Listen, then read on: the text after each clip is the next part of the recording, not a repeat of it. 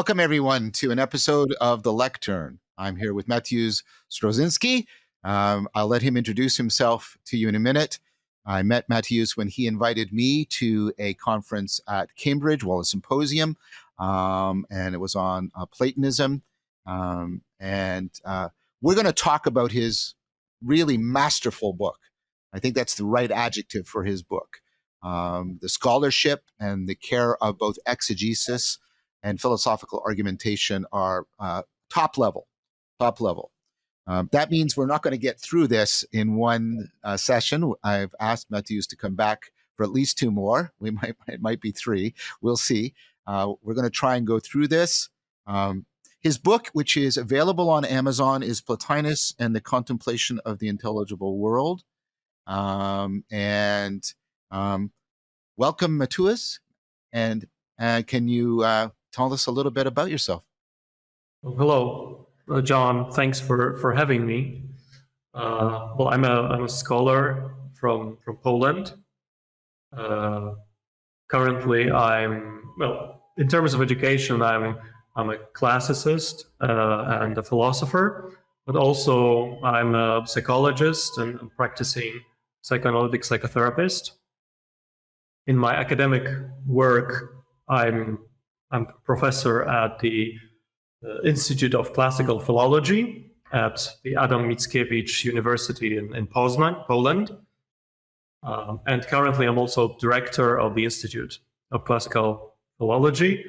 And my scholarly interests, my research interests are focused on contemplation, mysticism, spiritual exercises, spirituality, a practical side of philosophy, however you want to name it, in particular in the Platonic tradition.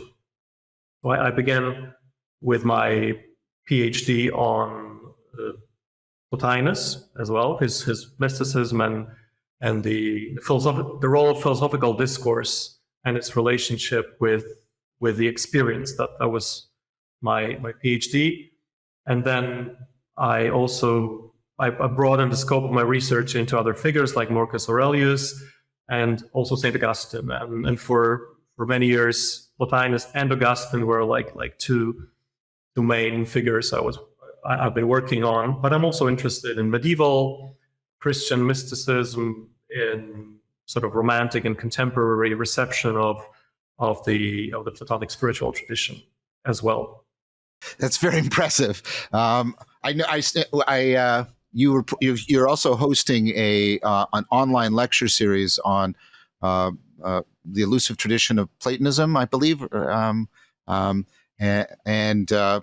elusive shape of the Platonic tradition. Thank you. Yes. Thank you for the correction. The elusive shape of the Platonic tradition. And you said I had sort of won you over. You're originally sort of not antagonistic, but skeptical of cognitive science. But I mean, you're pretty much a cognitive scientist in a lot of ways. You're doing psychology and psychotherapy, and you're doing philosophy and classics. You're doing a lot of interdisciplinary work, and you're directed towards sort of fundamental questions about, the nature of experience and cognition.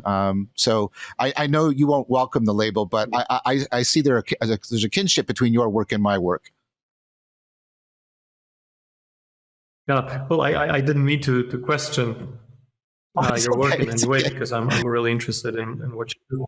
Yeah. But maybe the explanation of it is that in parallel with my academic work, I was also engaged in spiritual and religious practice. So I saw, well, of course, as a scholar, I'm not supposed to. Maybe not to talk about this or write about this, but I allude to it, at least in the book, that for me it's not just a matter of thinking about Plotinus or thinking about what Plotinus had to say, but for the last 22 years I really tried to experientially sort of invest myself in the tradition. Primarily, I would say Christian Platonic tradition. So, and I think it enriched my scholarship greatly. And also my sort of academic and scholarly work has become a way of enriching my spiritual practice. So I found a way to marry both aspects. And also, I mean, as a psychotherapist, also that's a more practical and experiential thing. So I'm not an academic psychologist. I don't do any empirical research on anything like that. I work with patients. I supervise therapists and so on. And for me, it's always, and you can see that in my academic work and in the book as well.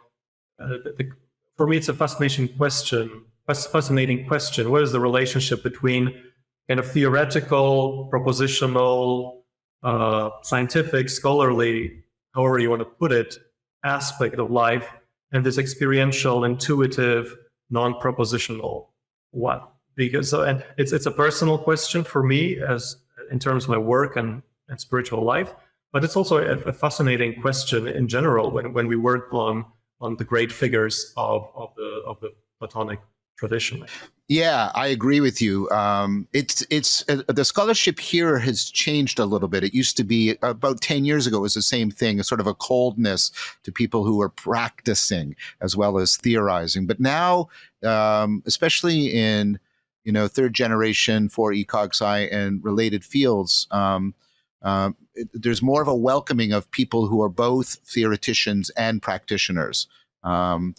Because of something we're going to get to very shortly, this need to integrate the conceptual and the phenomenological if you want to have a true understanding of mind and intelligibility. But I'm like you. I've been practicing for. So I just want to say that what I admire in your work is your attempt to sort of breathe the spirit, if I may use a metaphor, breathe the spirit into academic psychology or cognitive science, which I think as any kind of intellectual enterprise, it can be dry, it can be dried out and hollowed out, and you just get a play with words and this empty or not empty, this dry skeleton without any flesh. But what you do, and I think very successfully, is that you try to be a serious scientist, but also you realize that it's ultimately not about answering some questions with some formulas and getting paid for it. So I think this is something which made me want to invite you to all sorts of events and be in dialogue with you. And I've greatly appreciated those invitations. Everything that you've invited me to, I've enjoyed greatly. So thank you for that. I want to pick up on that theme and now start into your book, because your book actually starts with that theme we were just talking about, this relationship between sort of the phenomenological non-propositional and the discursive propositional, because you start with a very helpful reminder that contemplation translates the word theoria, which we get the word theory from, which is our prototypical, discursive, rational, marshaling of propositions. But the original meaning is not that. The original meaning is like to go on a sacred journey so that you will see some kind of transformative, something that will transform you in some fashion. And that contemplation always had this aspect, this transformative experiential aspect to it. And then you make the very excellent proposal that this is how Plotinus understands contemplation. Let me see if I can present what I'm seeing at least at the beginning of the book and see if this lands for you. So you talk about there's always these two perspectives. There's the first person perspective. This is a phenomenological perspective. It's non-propositional. It's about noesis. It's intellective in nature, and it's about this sort of transforming vision. That's all these metaphors are a little bit clumsy, but we'll just use them for now. But it's this non-propositional transformative knowing, or knowing in transformation, perhaps. And then you have the third person, which is, intellectual, not intellective. Intellectual, it's dianoia. It's this discursive reasoning. It's conceptual articulation versus phenomenological articulation. And that what you say is Plotinus is always, you use a lot of metaphors, intertwining, weaving. He's always trying to do this with these two, keep them woven together. The phenomenological articulation and the conceptual articulation. And you even talk about them having this loop with each other. They the phenomenological articulation informs the conceptual articulation, which informs the phenomenological. And you talk about there's this circular relationship between them. And I thought that was very powerful. And I thought that was an excellent articulation of, and you begin the book with that famous quote from Plotinus about serious, well, it's in there near the beginning about the serious play of contemplation. He speaks playful, everything is contemplation. And I like that because, as you know, I do a lot of work on serious play and about it play is about exactly this toing and froing between the first person and the third person, the binding of the subjective and the objective, the transformative, how transformative experience articulates our experience and how conceptual thought articulates our thought and how those are woven together. And you even said they're seamlessly intertwined, which I thought was very, very powerful. Very, very powerful. So I think that, and of course, I think that's deeply right because I think what the non-propositional shows us, and this is what a lot of other Platonic scholars argue. So we have this really wonderful interweaving of the first person, the phenomenological articulation, and the third person, the conceptual articulation. And you're going to talk later about the binding of the phenomenological properties and the objective properties. I think this is all very powerful. And like I say, I'm in very deep agreement with this idea of contemplation as play, because play is how we undergo these transformative experiences, and the idea that there are truths that are disclosed only in transformation. I won't repeat my arguments for those. I think those, but I'm in deep agreement with that. So if that's all landing, this is sort of my first question for you. Because I think I'm getting this as the theme for the book, but I haven't read the whole book. Like I said, I read part one and then I took notes and then I reviewed it. I'm going over it really carefully. Is this interweaving in contemplation of the first person and the third person very broadly construed, and they're mutually affording each other, reciprocally reconstructing, recovering each other? Is this interweaving or intertwining in contemplation the best exemplification of the grounding binding that is emanating from the one and emerging from the one? Is that kind of like the primary experience that we can have of how the one grounds being and knowing, that sort of intertwining? Is that part of what's going on here? Is that why because you say later on that contemplation isn't just part of Plotinus's philosophy. I think you use the phrase, it's the very marrow of his philosophy, right? It's playing this very central role. Sorry, did that question make sense?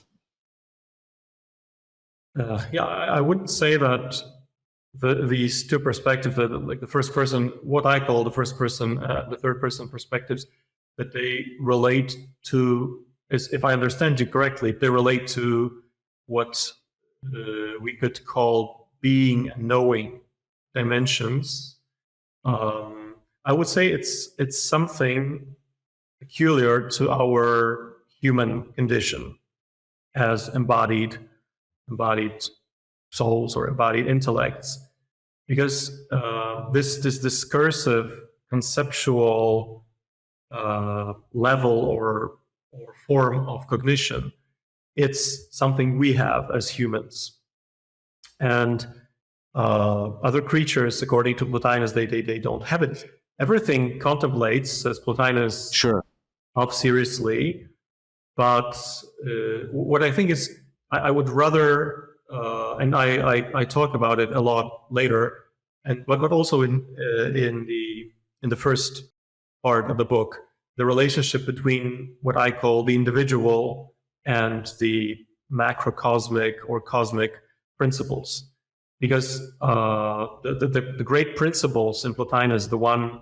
or the good intellect and soul, they contemplate. Well, with the one we can set it aside because of course we need to use some apophatic way of speaking, but certainly intellect and soul contemplate, and they are contemplation in the sense that their being is we cannot separate their being from contemplating. They contemplate effortlessly. The contemplation is the essence of their being and their activity and everything. But it's not the case for us as individual intellects, embodied intellects. And even before we talk about the fall of the soul, there is something peculiar to us. So we have senses, we experience reality in a sensible way, and Plotinus is aware that it's peculiar to us. He says that, for instance, the cosmic soul has some kind of awareness, knowledge of the universe, but it's not a sensible awareness. It's not seeing, hearing, touching, smelling. So we have this peculiar way of experiencing the universe through our senses, but we also have affective or emotional experiences. We have imagination, memory. We have also this propositional thinking, which is called dianoia. And this is something which just is not there at higher levels of reality, of our reality, because we have the higher levels in ourselves. But also it's something, Plotinus says that, for instance, propositional or conceptual thinking is necessarily tied to sense perception. If there is no sense, if there is no sense perception, there are no concepts, no propositions, no discourse. So this is something which today is, I would get counterintuitive, because we tend to identify reason with conceptual, discursive, propositional thinking, and then we oppose reason to senses. Right? And so we perhaps think, well, the Platonist would side with reason and not with the senses. But for Plotinus, what we call reason is basically, well, I would not say it's an aspect of the sensible cognition, but it's oriented towards the senses. That's what he says. Yeah, I get that. So, I wasn't trying to map the two onto knowing and being, but I appreciate what you said. I guess this is helping to sharpen my question. So in Plotinus's philosophy, there's this interweaving of contemplative experience and conceptual analysis. You articulate that, and you say that's actually central to. And then I'm trying to get when we move to contemplation, is that a summation of those two sides coming together? Or like, I this is what I'm not quite clear about. Like you have the first person, right? Right, and then because what I hear you saying is like when we're in contemplation, we are participating in the principles of being. But what I'm not seeing is how if those two are interwoven, what happens? Here's the conceptual, right? And here's the phenomenological. They're interwoven, and then we go into contemplation, and we're participating, right, in the principles of being. What happens to the interweaving? You helped me sharpen my question. Does that make sense? Okay. Yeah. Sorry, maybe I didn't understand that clearly. Yes. No. My question was probably unclear. It's all right. We're working together. Yeah. We're sharpening it up. Yeah. Yeah. Sure. So, well, maybe I will approach from a different direction because it's interesting to me to sort of think about this with you. So, can we imagine a purely first-person perspective? So, something which is purely experiential, purely contemplative, intuitive, without any kind of philosophical, conceptual, propositional aspect. And I had been practicing Zen for a period of several years, some time ago. So immediately what comes to my mind is the reason why I distanced myself. There are several reasons, but one of them was that I, at least, of course, there are different strands of Zen, and there is Western Zen, and there is the Eastern actual Zen. But seriously speaking, I think the problem with the Zen tradition is that they have such a deep distrust of this third person dimension, which easily degenerates. So Zen practitioners, they are very careful, and they decide, because it's so almost as if it's too dangerous to indulge in that, because then you are divorced from reality and you just engage in mental games. So they say, don't do it. Just be aware, and that's it. But but we can see it in the Western tradition as well. So during the times of Plotinus, you can see Christian monks going to the desert, like Saint Anthony the Great, and he's just sitting there working and praying and repeating the verses from Psalms. He's not interested in theology and philosophy, in elaborating on his experience. Of course, he is using his faculties like we all do, but there is no project there is no sense, I think, for someone like Saint Anthony and other desert fathers, that it would greatly enrich their experience if they were trying to come up with this map of reality and experience.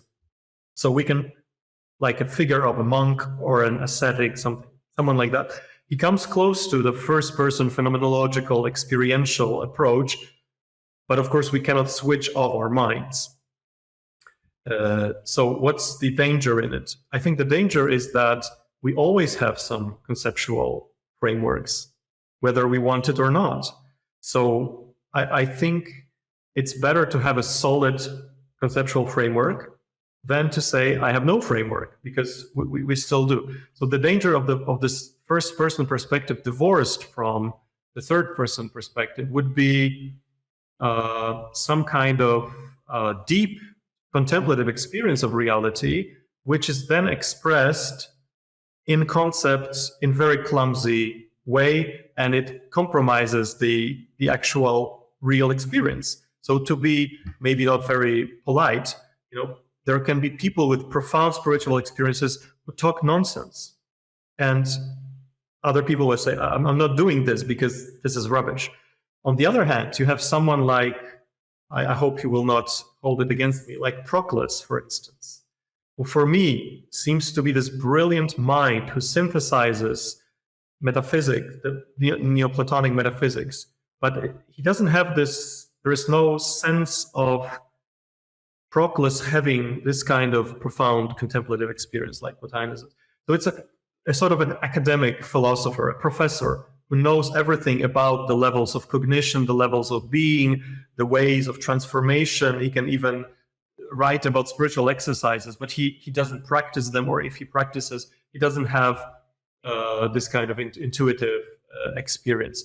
What we find in Plotinus is one of the very few, I think, instances of someone having a profound spiritual or contemplative or mystical experience and a great talent to, in a very flexible way, to speak about it. Not only in a dry academic way. Yeah. But there's something here. I would put it to you that I think Nishida is a similar genius at this. Okay, because you also talk about this vertical dimension. You talk about like there's kind of a conceptual going up from the exegesis, from the images in the text. And then there's kind of, it's almost like emergence and emanation, but there's also the coming down, from the contemplative experience. And that's what I'm trying to get at. It's almost like you didn't say this in the book, but this is something I've been thinking. So now this is just a question between you and I now as thinkers. This isn't exegesis on your book. I've been thinking that we have sort of like, you've heard me propose this, that the different kinds of knowing have different senses of realness. The propositional has this sort of sense of intelligibility, right? Coherence. We have a lot of, and then the non-propositional has this sense of presence as realness. And what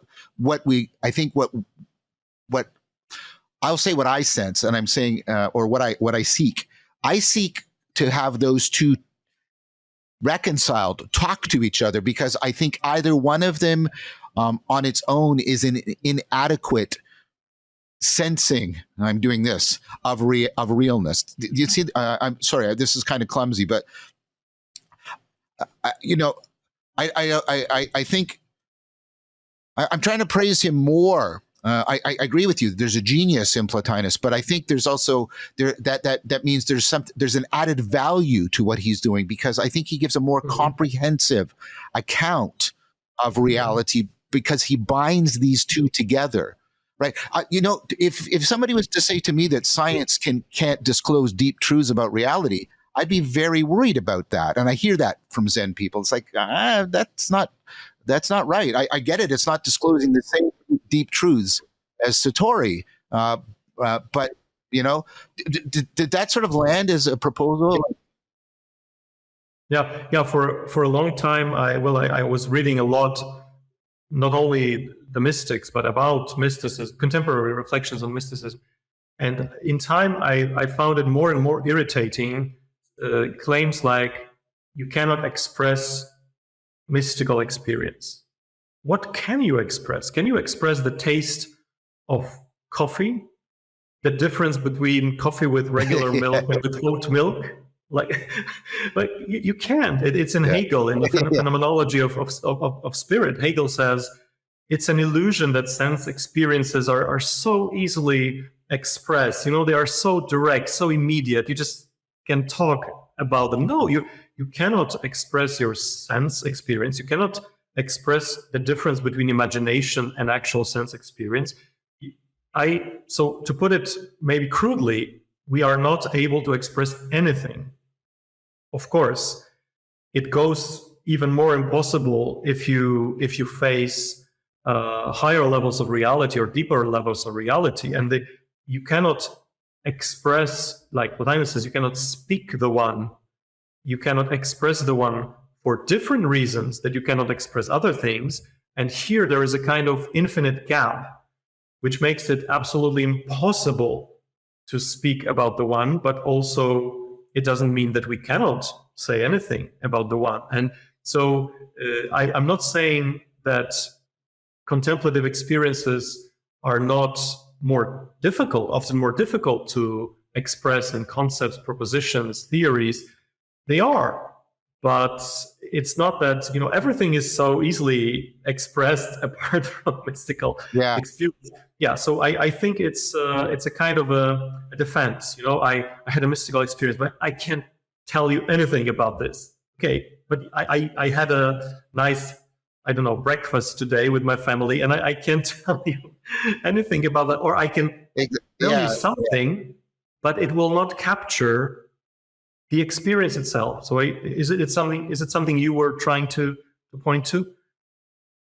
Yeah, exactly. I'm trying to get that, yes, I'll put the one up here because the one as the ground of intelligibility is different than everything we're talking about here. So, but in our experience, in our everyday experience, there's this interweaving of the non-propositional and the propositional together, like you just said. I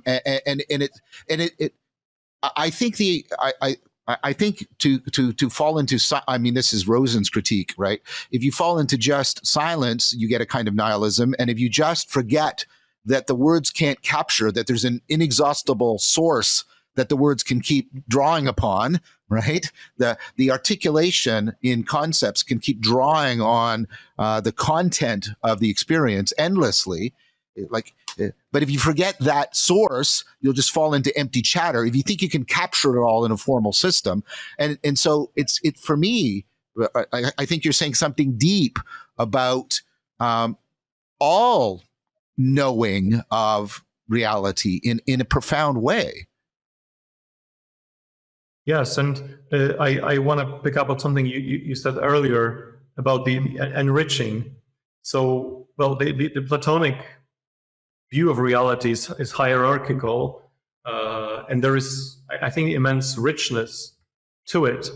There are different levels, and levels of participation and sort of contemplative manifestation, expression.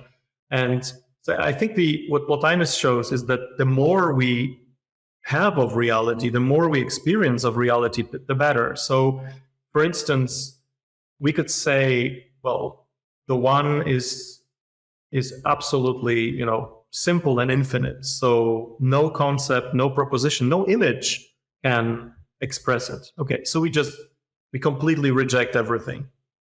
But we can take a different route, and we can allow images, we can allow propositions, concepts, knowing and being aware in the process of doing it that those are limited expressions of something richer and unlimited. But we can also do it on different levels. So, for instance, we can have intuitions of the forms, and the intuitions of the forms are not propositional. I understand what a tree is. I see the tree in every tree that I encounter or imagine. And of course, I can try to express what a tree is, but it's never this actual reality of treeness of tree, which is too rich to be expressed in those billions of trees that have existed, and will exist in the history of the universe. But still, if I try to, as a biologist, if I try to define different species of trees, and this has value in itself, and it enriches my total multi-layer experience of what a tree is. And we can even argue, I think, that as embodied creatures, if we just had this intuitive understanding of the treeness of every tree, it would be an impoverishment if we just said, well, I don't care about the definitions, because the definitions are on a lower level of being. Yeah, they are on a lower level of being because they are more multiple. They are less united, as Plotinus would say. But Plotinus affirms the entire reality. This is a very dramatic point in Plotinus when he very rarely he asks, maybe it would be better if there was only the one and nothing else, no multiplicity, because multiplicity, as it unfolds, it leads to limitations, and in our realm, it leads to suffering. So maybe it would be better if the good was a little bit envious, and but then he says no. So this is a very, for me, it's always very moving, and not only Plotinus but also another, this saying yes to everything that exists, knowing that it's a yes to things which we don't like and which make us suffer. But the alternative would be, okay, so let's not have reality because it's imperfect. Thank you for watching. This YouTube and podcast series is by the Vervaeke Foundation, which, in addition to supporting my work, also offers courses, practices, workshops, and other projects dedicated to responding to the meaning crisis.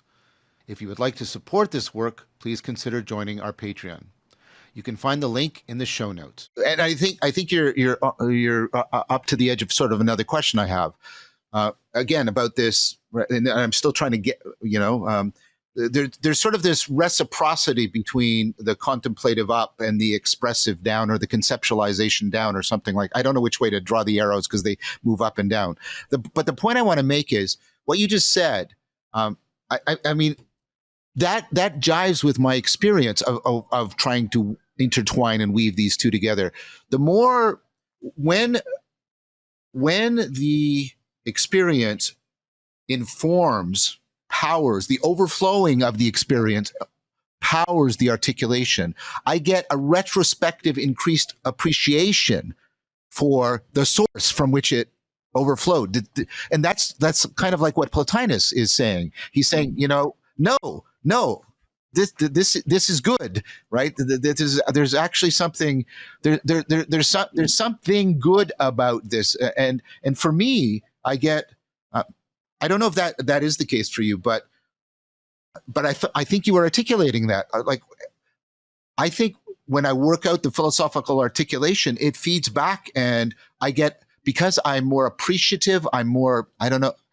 I have to be very careful here, and these are all metaphors, but I'm more sensitive, I'm more receptive. My transformative, my contemplative experience is enriched, not because there's concepts present. I don't know what to say. It's just, there's a more openness, a greater receptivity. And then that receptivity, right, translates back down into greater articulation. And those two are going back and forth with each other. Does that land for you? Yes. I also, well, I have that experience, and so it's a sense of this overflowing of being. But as you say, maybe, well, in certain, maybe we can say that even those non-propositional, as you would put it, those intuitive experiences, they become richer through the emanation of propositions and the sort of return to it. So it's not true in terms of cosmic principles. So I would say that Plotinus, and I agree with him, he would protest if we said that intellect gets enriched by the production of soul and soul by the production of the world. No. So I think Plotinus would be as firm as Thomas Aquinas. The whole creation doesn't add anything to God. It's impossible to add anything to God. How can you add something to infinity? So those great realities, they are not enriched, but by our experience, I think, is enriched because we are embodied creatures by our engagement in all sorts of levels of cognitive and other activities. So moral activities, practicing virtues, expressing our understanding in daily life. It reaches back to the source.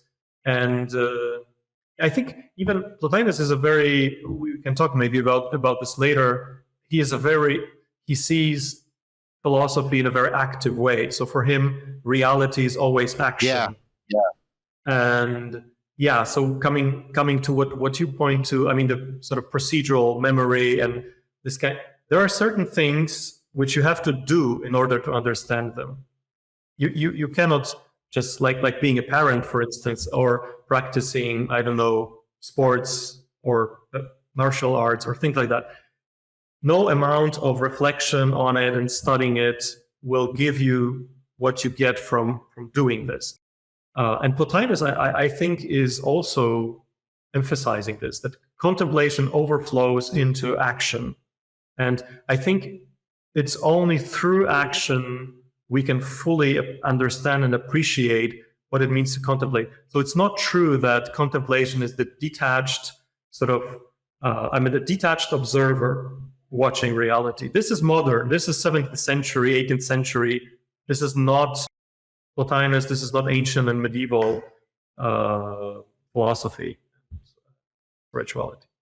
Right, and that goes towards your point, about the deep intertwining of spiritual exercise and spiritual experience, and that's what I'm trying to articulate here, and that's what I see. I see that. So for you're aware of Zen. The Eightfold Path is like the eight-spoked wheel. Like they're all intertwined in that fashion, right? The exercises and the experiences, and if you privilege one over the other, you start to pull them apart in a very, very powerful way that I think really hamstrings our ability to get what we're after, which is, I think, the deepest possible,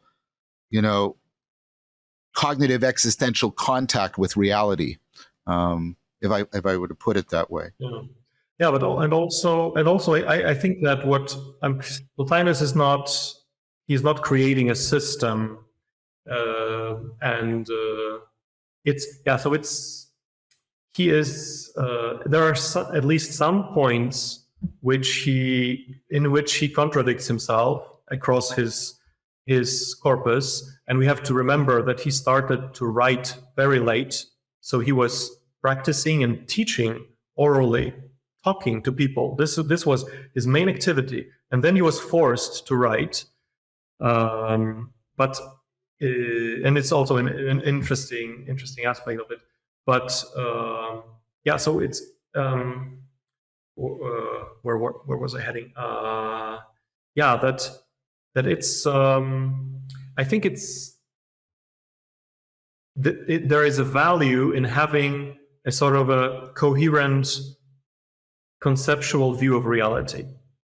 So there is a value in trying to think about reality, in philosophically think in such a way as to appreciate the coherence of reality, because reality is coherent, miraculously coherent. I mean, the whole point of what Plotinus calls the fall is that we do something to our perception of reality that it fragments, but reality is coherent. So I think that in creating a philosophical outlook, although it's imperfect, we honor this unity of reality. So I don't buy, things like Isaiah Berlin famously said that people are either foxes or hedgehogs. He was drawing on Archilochus, Greek poet. So hedgehogs are people who force unity on reality, and foxes are sort of moving around, understanding a bit of this and appreciating a bit of that, but they don't have a general view of things. And Berlin was clearly on the side of foxes. I think either of these two are distortions, because a hedgehog is a reductionist. So he tries to understand the entire. He tries to understand entire reality, but uses a very narrow sort of telescope or microscope to look at it, because he has to reduce it to something. And a fox is someone who doesn't have a coherent view of reality because he feels maybe it's oppressive, maybe it's inadequate, whatever. But I think there is a way to honor the coherence of reality, have a coherent view of reality expressed in concepts and propositions, but not to enforce it, not to be reductionist, but to be engaged with reality, open to correct your views, your perceptions, your claims, and so on. I think this is what Plotinus was trying to do. I agree with you. I like your point about resisting both fragmentation and reductionism. I think that's well said. So I want to now move on. I think that we've unpacked that really well, and that was very rich. This is what I mean about how rich your text is. Oh, and by the way, everybody, Mateusz he's alluding to the fact that he's wrestling with some pretty tough exegetical nuts when he's dealing with Plotinus. There are parts where he seems to contradict himself. He'll use a term one way, like the word soul, in many different things. It's equivocal. Is it a systematic equivocation, or is it just sloppy? And I mean, one of the great strengths of your book is you just wade through that and you just bring a lot of clarity to it. And so I'm just going to take the exegetical arguments as just, I think they're really, really powerful and good. So I don't have any challenge on that. I just want to make, so this is why I'm just going to keep staying at the level of, the philosophical, the theoretical. But I do want to recommend that for people who want to get clarity on, those of you who have been studying Plotinus, for example, and you run into these kinds of issues, Mateusz's book is just fantastic for, making very plausible exegetical proposals about how to resolve this and how to resolve these issues. So I want to, first of all, just commend you for that work. But that being said, I'd like to move back now to sort of a next move, or a next move that I'm interested in. You make a lot of moves in the book. But one is, and there's sort of two parts to this move. One is you talk about these three sort of metaphysical principles, the microcosmic imaging, the microcosmic principle, the imaging principle, and the triadic selfhood principle. We'll talk about that in a sec. And then you do another move later on where you try to, you argue, not try, that's inadequate. You argue that there's a sense in which we can see this operative within us. We can. That's the way you do the mapping between, intelligible matter, the intellect, and sort of, the kinds and the forms, and you do sort of the I and the I am, and then the contents. And so I want to go through that very carefully because that's a really powerful argument. So let me do it again what I did. I'll try and give a bit of my exposition to see if I'm getting it right. It'll be very compressed compared to the way you laid out very carefully. And then I'll try and formulate a question around this. I'm going to actually start with the imaging principle because I don't know if you saw it this way, although you talk about it this way, but you didn't explicitly say something like this. You're working on sort of you bring back the two dimensions again, the vertical and the horizontal, and you're talking about sort of two dimensions, the vertical and the horizontal dimensions of participation. And the vertical, to my mind, is what you put the two together in an interesting way. The vertical is this idea that the levels are all participating in the same principles, not identically. We'll get back to that. But there's the same pattern at each level. At each level, the activity of that level is looking up, loving upwards. It's also looking at itself. There's a recursive reflective function, and it's also looking, loving downwards. And there's these sort of three intertwining movements at each level. And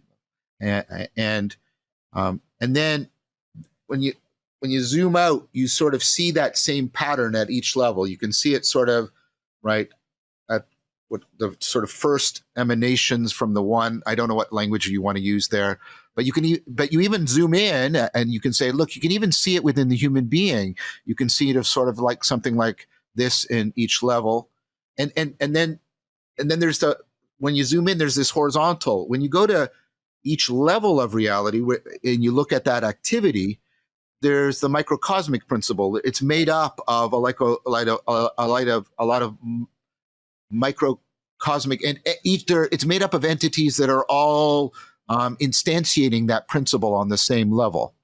And that's my way of trying to interweave them. You've got that there's this mirroring that's going all the way. That's fractal, right? It's fractal in that there's the same pattern at every level, right? That's the imaging. You can zoom in, and it's fractal in the other sense that you'll see this. You'll see this selfhood. You'll see the structure of it's right. It's looking up. It's looking at itself, looking loving, and it's looking down. And then also it's differentiating and integrating within itself, and that's giving you the microcosmic principle. And that to me is like a really, really powerful model. This idea that you get this mirroring, but it's also a nesting. That's why I'm trying to use like the fractal word, like, because you get it's not just the same pattern. It's right. It's fractal. You can zoom in and you'll see the bigger patterns are nested within like the lower and lower levels and stuff like that. And this is a very, very powerful proposal for a kind of a coherence that's not a simple sort of homogeneity or just a simple progression or a simple derivation. It's this much more. What am I looking for? It's a much more vibrant kind of coherence. This fractal, you can zoom out and you can see all the levels mirroring each. You can zoom in and you can unpack it and see the horizontal, and you can see at each level it's looking up, looking down, looking at itself. Like So first of all, I don't know if you'd be happy with that language, but I mean, you're using microcosmic, right? You're using a language that's very fractal, holographic sort of in nature. So I don't know if it's too much of an imposition, but this, like, I'm trying to convey, there's a lot of dynamics, there's vibrancy, there's very nested articulation and development. I'm trying to convey. Am I basically getting what's going on in this overall view?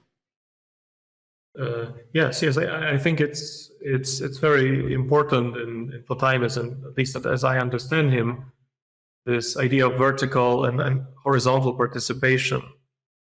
I use that terminology. So I think it's very difficult to sort of for us to be in that way and to think in that way, because our sort of general cultural view of reality is very democratic in the sense.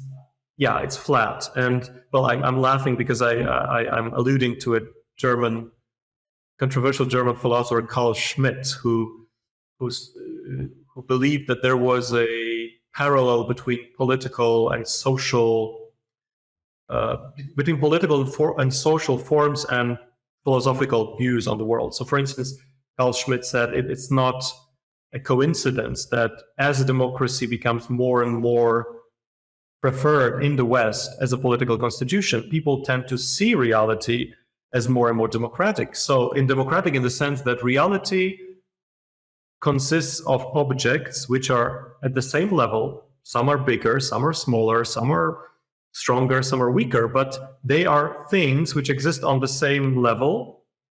And the only question is God floating about it or not?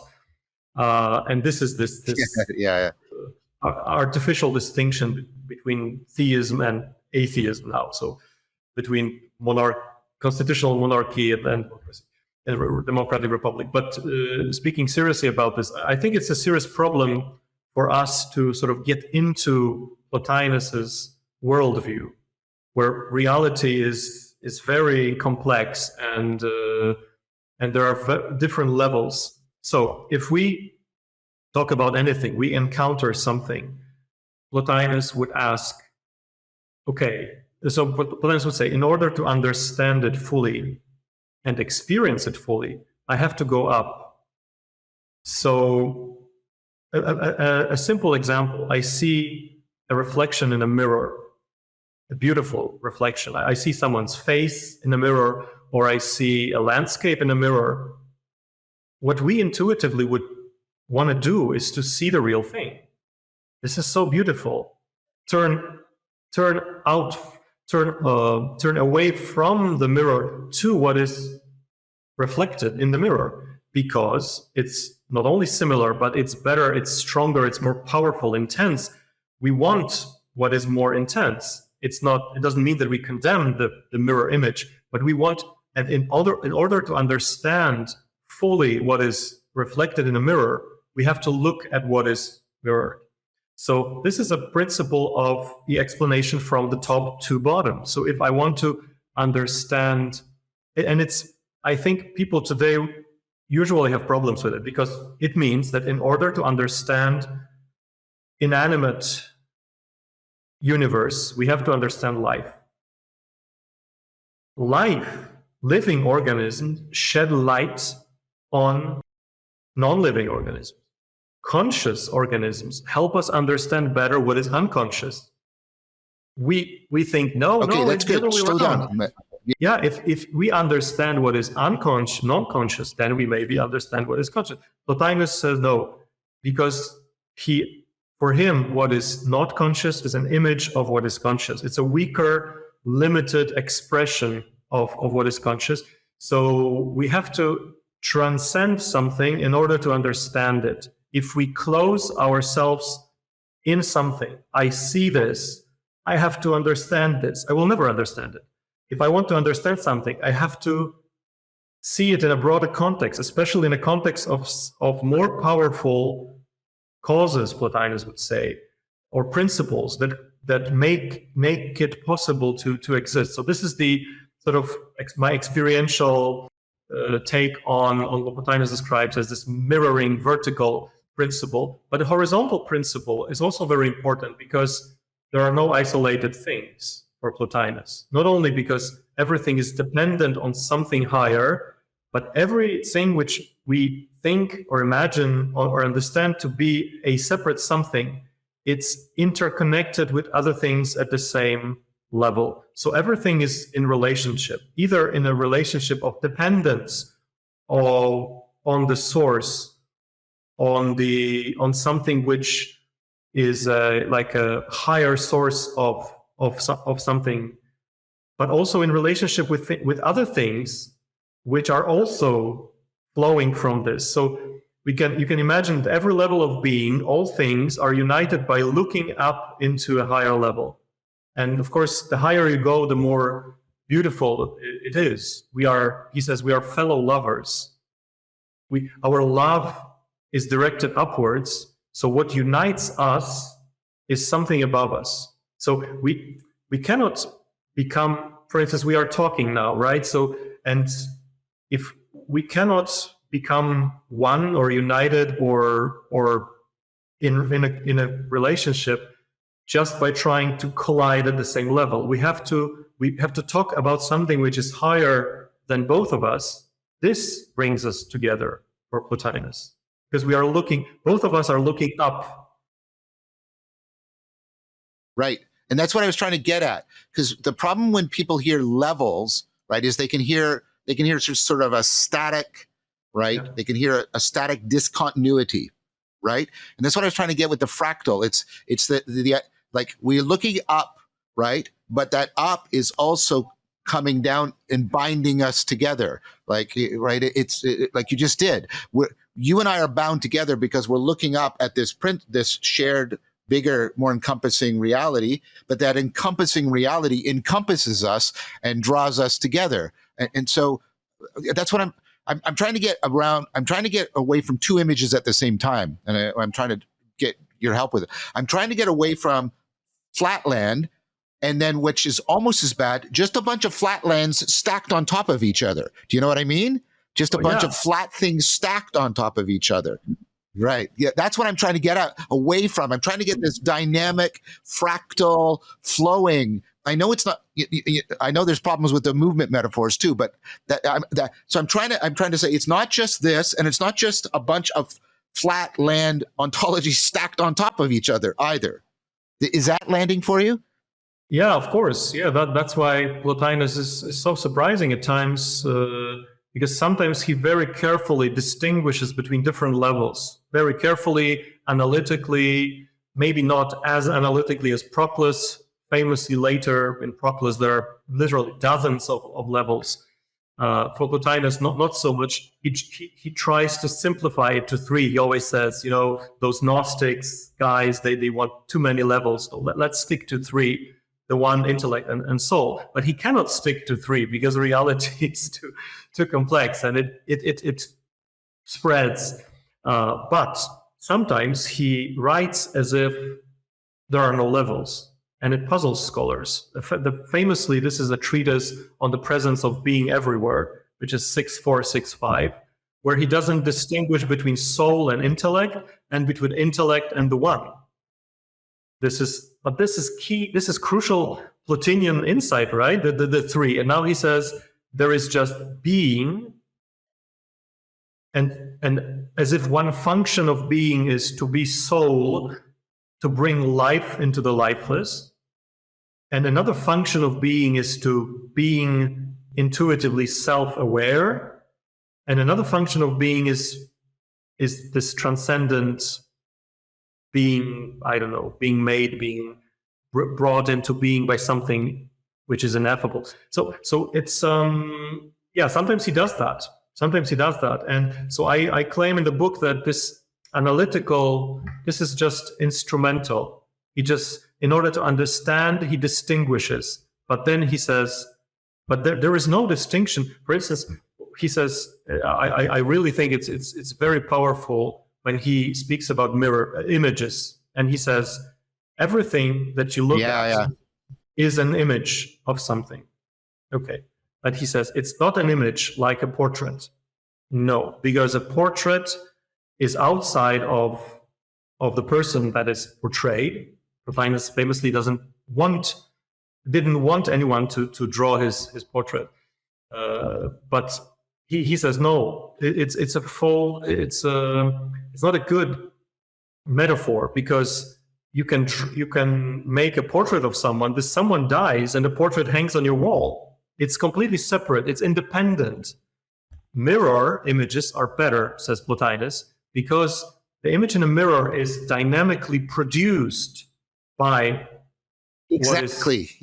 Yeah. But we have to always remember, when he speaks about those levels, every level is dynamically produced right now and in eternity, is dynamically produced by something more powerful. But Plotinus says even that is not right, because the mirror image is outside of the face that is reflected, while in reality, the image is inside what is reflected.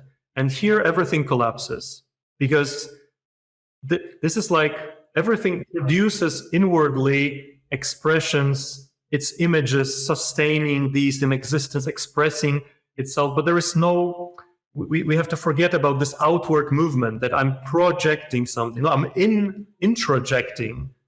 Everything is inside the one, and the soul is in intellect, and body is in soul. And so this is a very, very interesting image of reality if you look at it from the third person perspective. And if you practice and you have that experience, you start to see that, that's exactly how reality is. Let's do it. Well, so two things. One is, that's why I was trying to use the mathematical metaphor of fractal. You have the same equation, but it's, and you can't pull it apart, because when you try to pull any apart, you find the whole thing, like it's got a tighter intertwining than the mirror metaphor. And why I think that's important is because I think this is a long argument I can't enter into right now. I think physics is actually moving towards that understanding, that appreciation of reality, which I think is really, really interesting. But let's do the other thing you alluded to, and you just did it a minute ago. Like in my experience, in my contemplative experiences, I'll use a couple of terms you use. You talk about, well, I'll use some of my language and see if it lands. So when when you do get into these deep states, you can get into a state of sort of pure awareness, and the pure consciousness event. Other people have many names for it. I won't go. I think the evidence that many people in many traditions can enter into this state, I think, is non-controversial. I think people that reject this, I think, are just being silly. You talk about, and I want to be very careful. You don't, because there's nothing going on there. You don't, but you sort of realize upon reflection from that there was this power to be aware. You call that like the I, right? This sort of pure potential to frame things. And then there's like the I am, which is what you call it, the bare sphere of seeing, which is just framing itself. Nothing is particularly framed, right? And you can become aware of that, right? And then of course there's things that get framed, like particular formulations, and maybe that gets us from the I to the I am. You didn't say this, but maybe that gets us to the James as me. You now have all these sort of particular memories and content and experiences and stuff like that, and so for me, that's like, you have the pure I, the power of framing, and then you have the I am, which is the pure awareness, the pure framing, and then you get that which is framed by the framing, the informed content, and then you map that onto things like intelligible matter and being, and then sort of the forms. And I thought that was a really interesting argument. It's like, are you suggesting? Are you suggest? It sounds like, I don't know. And you claim it's a circle, and I'm not trying to get give you a chicken and egg problem. It's like, yeah, I get this. I think that's a very clear articulation of sort of, I get these interpenetrating, mirroring levels, because it's not like the I is here and the I am is here and the me is here. That doesn't. They're like, it's like we were just talking about, right? They're bound into each other, but you say, but Plotinus is sort of like not his ultimate, but his penultimate. You get intelligible matter that gets informed by being, and you map the intelligible matter onto the I, and you map the being and onto the sort of I am. And what this is, I hope this lands as a fair question. What justifies that mapping? Okay. I'm totally acknowledging. First of all, let me be very clear. I totally acknowledge. I've experienced, it isn't quite the right word, but I've been through that articulation that you've just did in contemplative experience between the I am, and then the contents of the I am, the me, right? And I get the sort of argument, right, that there's a sense in which there has to be this power to take on form. It has to be informed, and then that informing has to give rise to particular forms. I get the metaphysical argument. Mm-hmm. So I get the two arguments, and right, but it seems like there's a missing argument, which is what justifies mapping them onto each other. Mm-hmm. Okay, what? Like the very here's what. Yeah. Okay. So, well, let's. Yeah. I think I understand, but I'm. Okay. So, if we start from our experience, which, okay, and it's. Well, the problem is that today we assume that there is something like human experience. Everyone experiences everything in the same way. Okay. No. Yeah, I'm giving you a Kantian challenge. The Kantian challenge is, I admit that this is the structure of my. Yeah, but for Plotinus, we are experiencing reality in different ways, also because we are at different stages of the journey. Different souls are in different. Yeah, we are moving towards the same home, but we are at different railway stations, or so we see different things.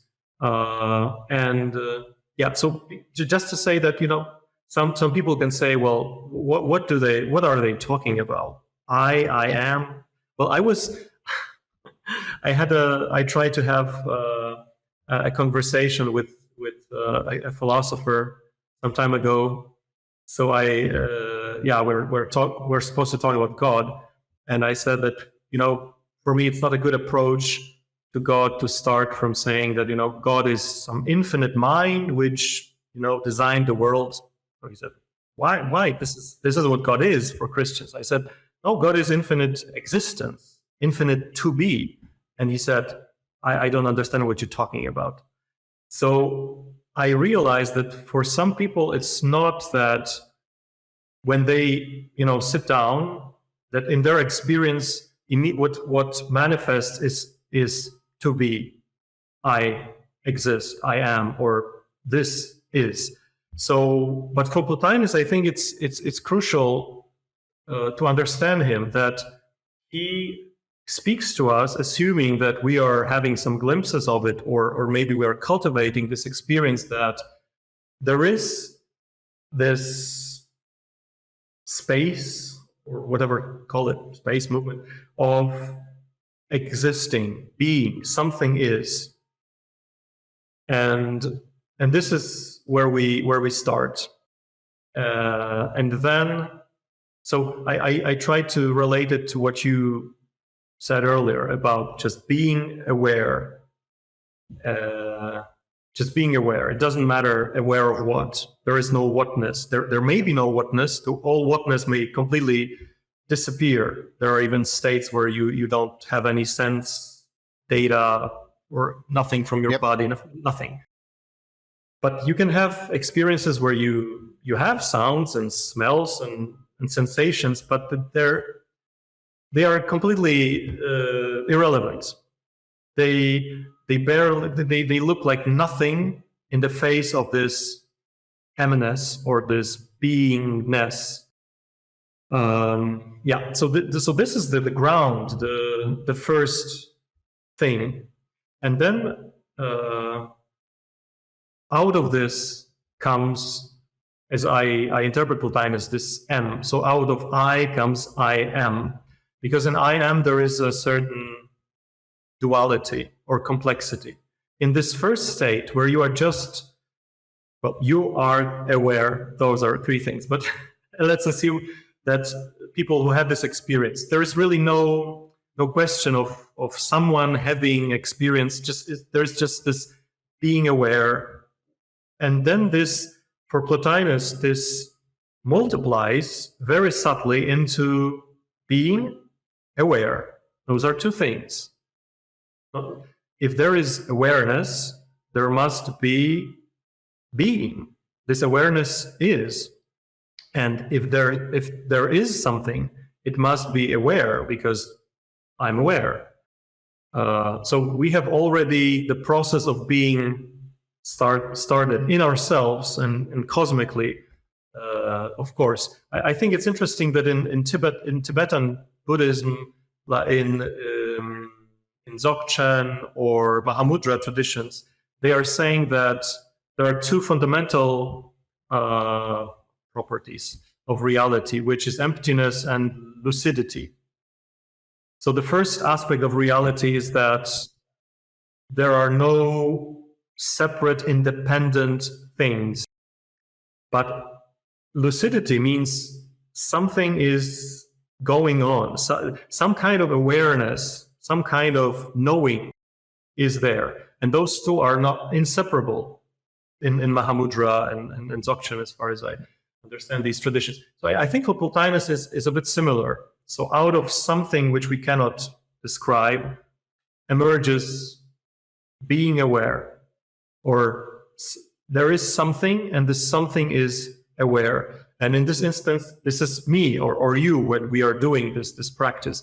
But it doesn't stop here. It overflows.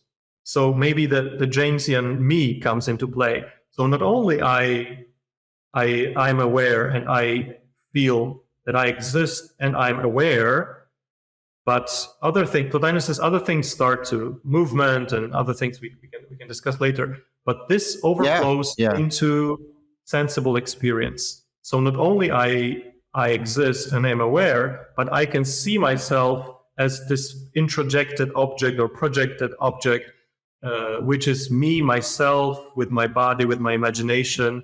So we have three levels.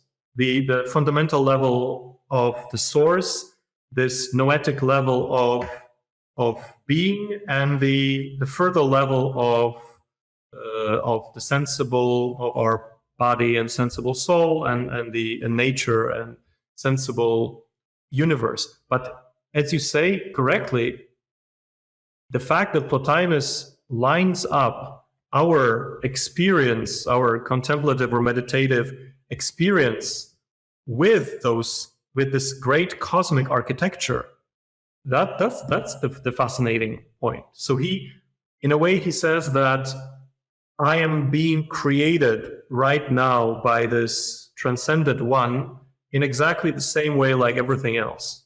So there is this Right. the cascade is falling down or emerging from the depths, whatever you want, and it's happening at every moment. As you rightly said, there is no point in time when there is only I-ness and there is I-amness and there is I am a human with a body and imagination. Those are not sequential phases in time. It happens. It's beyond time completely. So can I? That was great. I mean, I bumped into that same thing when I was investigating. Like I was trying to say, problem solving. You got how all the parts of the problem, and then sometimes you realize, how you're framing the problem is wrong, and then you realize, no, but I have to have this deeper capacity for moving between, like, framing it. What's framing itself coming from? And it's kind of like awareness of being, and you can move. And so in my own scientific work, I did that very progression. And so for me, the convergence between that scientific progression and what was happening in my phenomenology, in my experiences, they just jived. But then the question, and I think you put your finger on it, though. The question that sort of perplexed me, I'll tell you what my answer was, and it's like, it sounds like how we figure out reality, and the structure of who I am, like you just laid it out. Those are somehow deeply the same. And then I could hear somebody like David Hume saying, and that may all be the case, but it could all just be an illusion or something like that. That's where my question was coming from. And then you said, well, what Plotinus's argument is, well, I'm sort of enacting this. I'm just an example of all of creation, and I know this by participating in it. I don't know it by representing it. It's full participatory knowing. And then a demonic form of Hume would say, but that could still all be it could all be isolated or something like that. And then for me, what happens is I'm sort of forced into a choice, which I want to say, either there is a fundamental mapping between the grammar of cognition and the grammar of reality, or you have to move to an absolute skepticism, solipsism, and you're trapped in the species, like you have nothing. And I think at that point there is no argument. And then part of the point I'm trying to make is, I think my question was maybe unfair. There can't be any argument because that deep kind of skepticism has undermined any possible grounding for any possible kind of argument.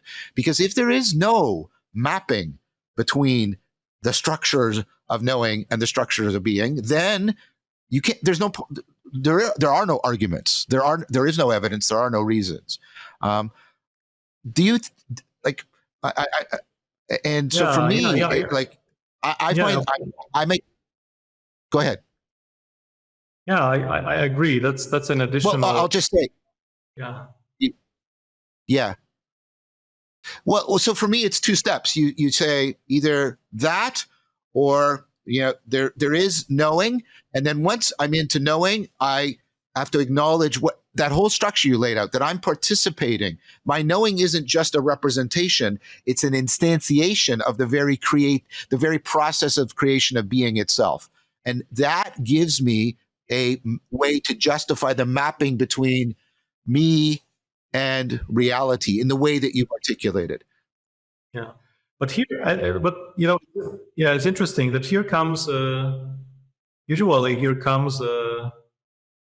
sort of a popular YouTube, like a materialist or skeptic, and says, "Well, that's a very interesting psychological experience that you're having, John." No, it's not a very interesting psychological experience that is happening in your brain. That's a religious belief. That's a dogma. You can, of course, fall on your knees and pray and be very pious, in believing that it's all happening in a brain of some animal which briefly crawls some minor speck of dust. Okay, but that's a religious view of reality, ugly and grim for me, and I feel no attraction to it. Or you can start from a different perspective, namely, why would we distrust our experience on a daily basis? And here comes the challenge that we are on a journey. So we all, maybe not all, but the majority of us, we begin in what Plotinus calls the fall. So we really see the world as this heap of fragmented, mindless things, and ourselves as this little something behind our eyes trying to look out. This is our real experience. But for Plotinus, this is not, this is a very narrow perspective on reality. And if we practice and our consciousness or awareness broadens, we realize that what is more real is that, so for instance, we all experience multiplicity. That's a fact. Okay.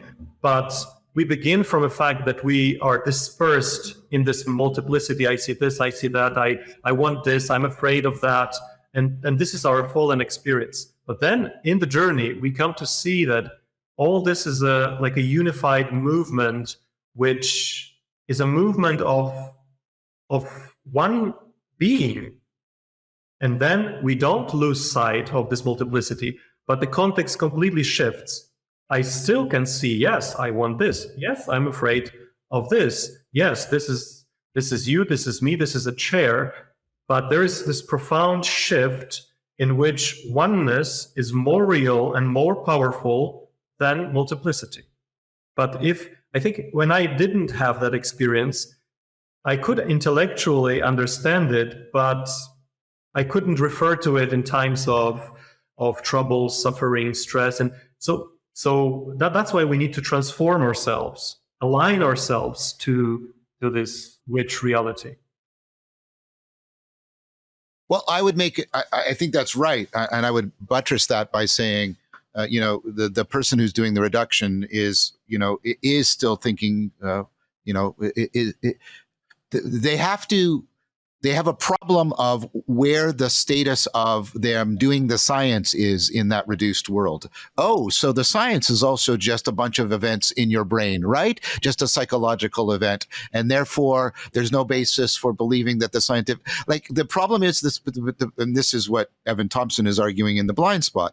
The position falls into a performative contradiction. You say, yours is just but mine is actually conforming to reality. And it's like, but why? Like, and then you have to open it up. And this gives more evidence and argument. But you and I are sort of saying, but there's argument and evidence. This is what's being offered.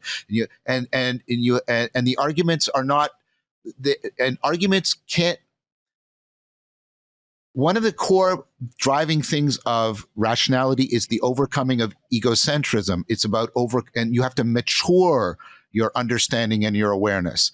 And what you're saying is, well, when I went through this maturation of my understanding of an awareness, I was able to see what was insufficient in my earlier, narrower, immature view. And that is an important kind of argument, but you can't make that argument unless you're willing to go through the maturation. It's like arguing with a teenager. It's like, you trust me. You're not going to want to do this, right?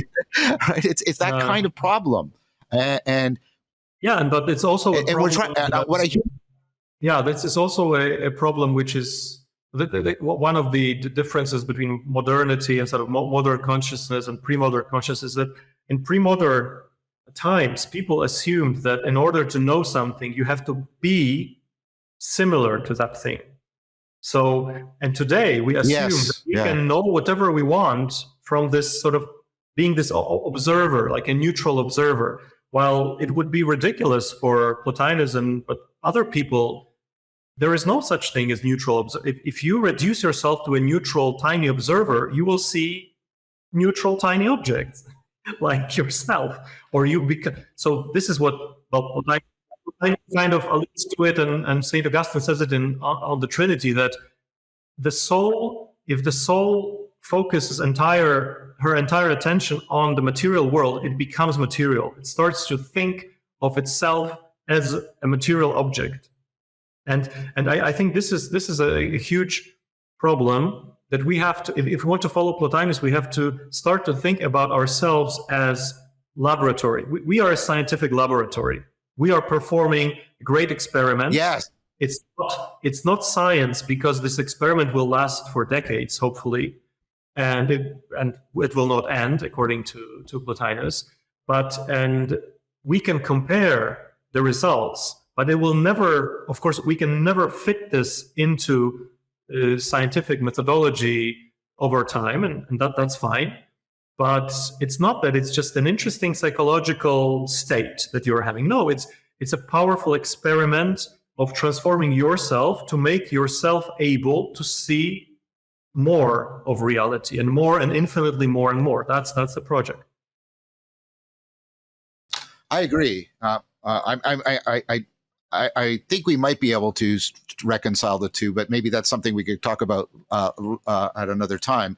But I mean, I think about Pickstock's argument and others, that all the distinctions that modernity invoked to try and get that separated observer, the analytic synthetic distinction, the theory data distinction, the fact value distinction, all of these are actually breaking down within analytic philosophy under analytic argumentation. I mean, and so that whole model has basically destroyed itself. And I think she rightly concludes we are put back into a conformity theory of knowing. And of course, I've tried to articulate this in terms of the kinds of knowing and things like that. So I do think that there are things happening within that scientific framework that are actually pushing us back towards the very thing you just articulated a few minutes ago, where no, you can't. This is the whole point of Thompson's The Blind Spot. Your metaphor is exactly the thing. We are in some sense a laboratory too, and if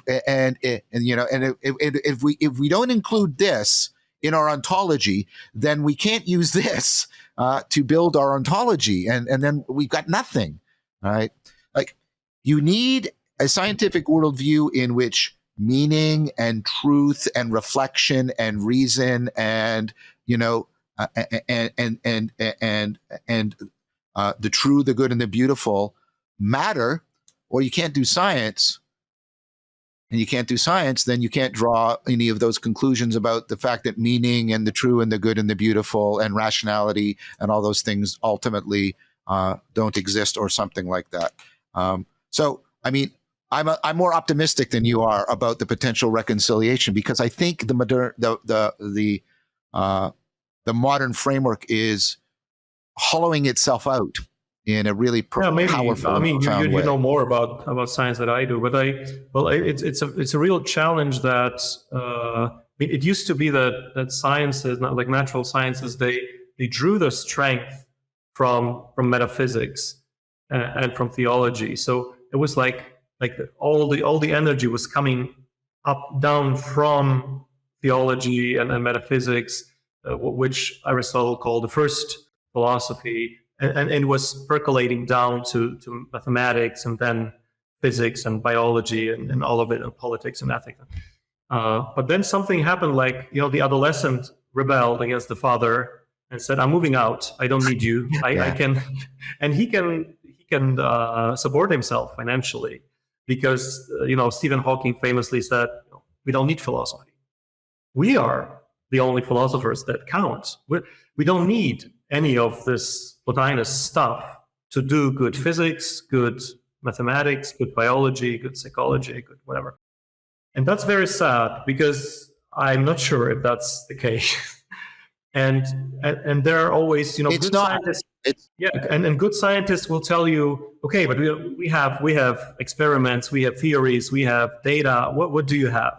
You have no progress. I wouldn't say that. No, but wait.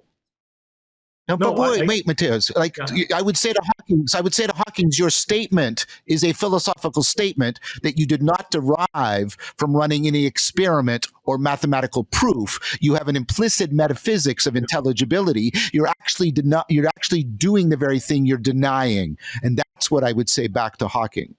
Yeah, but it's exactly the adolescent problem. I'm not trying to be very very rude and condescending, but there is a period of our lives when we are like 20. We think we don't need our parents anymore, and we even sometimes think in the West, well, they didn't give us as much, maybe, and they were critical of us and severe and so on. We basically make ourselves. And in this, liberal capitalistic society, we are told that, yes, everyone is a self-made man, which is a great lie and a great illusion, because we were completely made by everything apart from us. Our parents, our families, schools, society. Yeah, I mean, we are the convergence of all those things, saying, I made myself into this. I learned to speak by myself, apparently. I taught myself to count, to read, to write. No. So Stephen Hawking is able to say, I don't need philosophy, only because there is this philosophical tradition through centuries, which produced physics and produced Stephen Hawking. And we would like some more appreciation of the fact that, your parents, bad or good, you are here because of them. And that's a starting point. And sometimes it seems in time that your parents had some really interesting things to say, but you were not appreciating them and so on. But so I think if we manage to invite scientists to just try to see metaphysics as something which can be inspiring to them, interesting, and not immediately translated into scientific framework, and philosophers, of course, should learn from science, but I think that's more easily done. We would have this great mutual enrichment, and I think this is possible in the future, and you are trying to achieve that or to contribute to that. This is very important. Yeah, but I think what we should stand up for, and you are standing up for it. You say, we also have experience as practitioners, as spiritual practitioners. We also have experience, and this is not just a trick in our head. This is something which we test every day in our daily life, in our relationships, and we humbly ask other people, what do you think? Maybe I'm deluded, maybe I'm hypocritical. People are our judges. But sometimes, it's really, you can really see that its experiment is bringing some results, and the person is changing, so this is, I think this is solid, although this is not science. And Blaise Pascal, he sometimes he's depicted in this very distorted way usually, but in his famous wager, he says, okay, you cannot solve the problem whether there is God or there isn't God, and Pascal actually understood what God is. And he said, it's not a question of intellectual syllogism. And that's why he says, you have to kneel down, you have to, go to the mass, you have to confess your sin. And people say, well, that's ridiculous. You don't believe in God. And he says, you have to go to church. But Pascal is trying to say, you have to practice. It's not an intellectual riddle to solve. You have to immerse yourself. And he said, he was talking to Christians or cultural Christians, and he said, you have to immerse yourself in this. You have to enter into relationship with God in order to perform experiment. So when someone says, and St. Augustine said it beautifully in one of his sermons delivered to people, so not to educate it, he said, if someone asks you, show me God, Augustine says, well, I can't show you God, because it's not for everyone to see. It's not a stone. It's not a tree. You have to start doing some things. First, Augustine says, let's talk about you. How do you know that you exist? This is the entry point. And then he says, well, in time you will become a friend of the one you want to know. So it's about relationship. It's about practice, involvement, And I think we have to be very, I'm skeptical about those debates, whether God exists, whether arguments. It's not something you can decide from the outside. It's just, you have to risk your entire life. Yeah, exactly. I mean, and there are truths that are only realized through transformation. But we've sort of, and this is maybe a good place to close because we've sort of circled back. We're back now to, again, we need this deep interweaving of the conceptual articulation and the contemplative transformation. If we're going to actually get at the depths of reality within and without and with all, and so. This has been wonderful. I hope you've valued this conversation. I've certainly found it very enriching. I think it's. I think we didn't get through everything in part one, but I think we did a lot of justice to part one of your excellent book. But I want to thank you. I invite you back. We'll do part two and part three. We'll set it up. Thank you. Thank you, John. Thank you very much. It was really very, very beautiful and intense conversation, and I have this strange feeling that I'm not talking about my book, but I realize that I am talking about my book, but with someone who has different perspectives. So you are enriching my own perspective on what I wrote in the book. So what we discuss here, I mean, the readers will not find exactly that, but they will find something which we both discussed from different perspectives. So it was very, very interesting and creative, and it helped me to sort of articulate all sorts of possible ways of thinking about these things. And yes, I'm very grateful to you for having me. And I would love to talk again. Yeah. That's great. Well, I mean, everyone, Mateusz makes a great point. A lot of that dialogue isn't in the book, but I was trying to model to all of you how you should interact with this book. This book is rich and deep, and it bears this kind of dialogical reflection and engagement, and it rewards it very much. And I hope you could see. And I really appreciate it. I recommend the book again. It's available on Amazon, and I think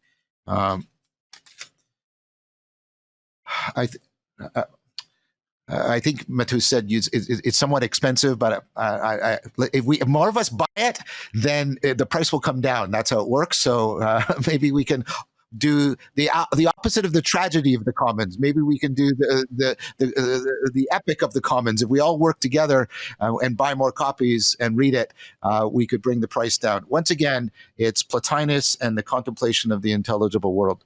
Thank you very much, my friend. This has been wonderful, and we'll pick this up again in parts 2 and 3. Thank you very much.